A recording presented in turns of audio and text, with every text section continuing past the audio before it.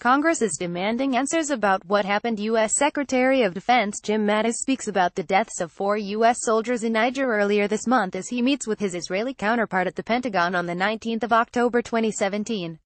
Solo FBGT images. The ambush in Niger that led to the deaths of 4 U.S. soldiers is said to have partially been the result of a massive intelligence failure. Staff Sergeants Brian Black, Jeremiah Johnson, Dustin Wright, and Sergeant LaDavid T. Johnson died and 2 others were injured when 40 to 50 militants ambushed a 12-man U.S. force in Niger on October 4, according to the Pentagon. Congress now has questions about the scope of the U.S. mission in Niger as well as why the Green Beret team was without sufficient support to fight off the attack, which is believed to have been carried out by a local terror group that claims association with ISIS. In the ensuing rescue operation to get the U.S. soldiers out of the area during a firefight with the militants, it appears Mr. Johnson's body was left behind.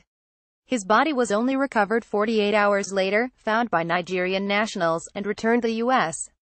In an interview with NBC, a senior congressional aide who was briefed on the matter said the House and Senate Armed Services Committees have questions about whether the Pentagon is properly supporting the troops on the ground in Niger.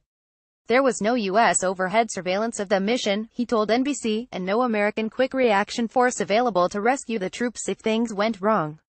If French fighter jets had not arrived, he said, the situation could have been much worse for Americans. The aide spoke to NBC on the condition of anonymity. Senator John McCain had recently expressed frustration about the lack of details emerging from the Pentagon about the incident in Niger. On Thursday, Defense Secretary James Mattis said that the Pentagon does not have all the accurate information yet regarding the ambush.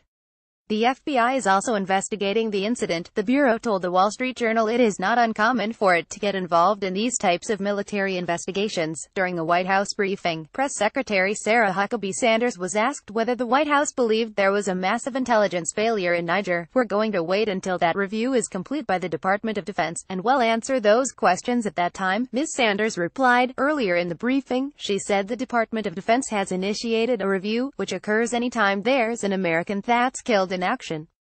We're going through that process.